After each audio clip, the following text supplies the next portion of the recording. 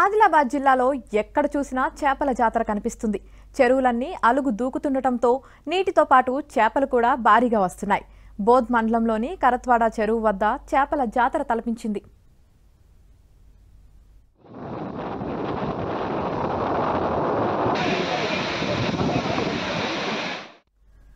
వారం రోజులుగా కురుస్తున్న వర్షాలతో ఎగువ ప్రాంతాల నుంచి చెరువులోకి భారీగా వరద చేరింది.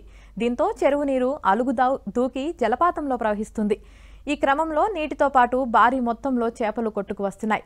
విషయం తెలుసుకున్న స్థానిక ప్రజలు, జాలర్లు పెద్ద సంఖ్యలో అక్కడికి చేరుకొని చేపలు పట్టుకుంటున్నారు. దోమతెరలు, చీరల సహాయంతో చేపలను ఒడిసి పట్టుకుంటున్నారు. కొందరు జాలర్లు పెద్ద మొత్తంలో చేపలను పట్టుకొని వాహనాల్లో ఇతర ప్రాంతాల్లోని మార్కెట్లకు తరలించారు.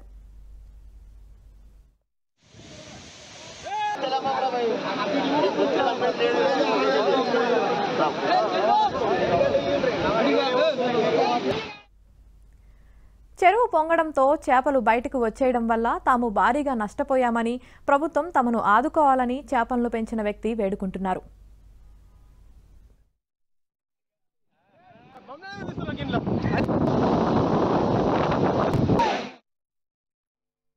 ఐదు రోజుల నుంచి భారీ వర్షం కుట్టడం వల్ల చేపలన్నీ కొట్టుకుపోవడం జరిగింది.